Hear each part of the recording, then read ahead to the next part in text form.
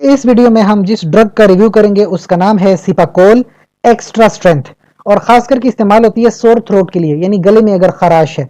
इसके अलावा ये टूथ एक यानी दांत में जो दर्द होता है उसके लिए भी इस्तेमाल होती है। ठीक है, इसके अंदर जो ड्रग्स आती है ना वो दो हैं। एक तो बेंजोकेन है जो 15 मिलीग्राम में होती है, एक होती है मेंथोल, साथ में मेंथोल भी होती है और ये लोजेंजेस हैं।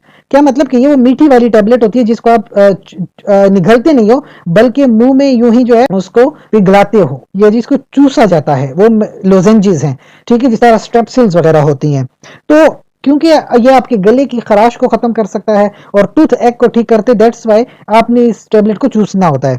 अच्छा, एक बात याद रखिए कि वो एक टेम्पररी रिलीफ दे देता है, जो आपको पेन हो रहा है उससे रिलीफ दे देता है, लेकिन जो टूथ में प्रॉब्लम है उसको ठीक नहीं करता। तो उसको ठीक करने के लिए आपको किसी डेंटिस्ट के पास जाना लाजमी होता है। ठीक है, बस एक बात याद रखिए कि अगर आप इस टेबलेट को चूस रहे हो तो उस वक्त अगर आप तो कोई हाइपर सेंसिटिविटी, कोई एलर्जी हो जाती है या पहले से अगर आपको कोई एलर्जी वगैरह है तो आप कतई इस ड्रग का इस्तेमाल ना करें। दूसरी बात कि चूसने के बाद अगर आपको स्वेलिंग हो जाती है या रैश आ जाता है या बुखार हो जाता है तो आप इस ड्रग को ना लें। इसके अलावा अगर आपने ये ड्रग इस्तेमाल की है सिपाकोल, तकरीबन एक हफ्ते तक आपने इस्तेमाल कर ली लेकिन उससे कोई फायदा नहीं हो रहा, आपका जो पेन हो रहा था वो खत्म नहीं हो रहा, सोर थ्रोट खत्म नहीं हो रहा, फिर आप इस ड्रग को मजीद इस्तेमाल न करें।